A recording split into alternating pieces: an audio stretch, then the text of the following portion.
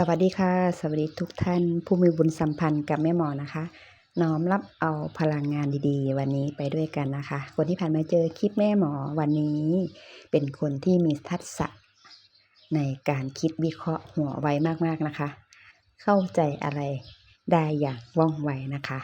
แล้วก็จะเป็นคนที่จะชนะอุปสรรคปัญหา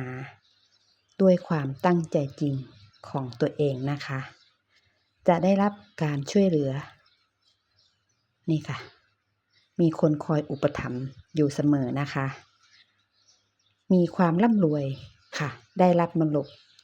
แล้วก็ได้รับความสำเร็จพึงพอใจในชีวิตมีความมั่งคั่งทางด้านการเงินสุขสบายสงบสุขในครอบครัวนะคะแล้วก็มีความมั่นคงในชีวิตมีรากฐานในชีวิตแล้วก็มีความสำเร็จได้รับชัยชนะบรรลุเป้าหมายในชีวิตนะคะน้อมรับเอาพลังงานดี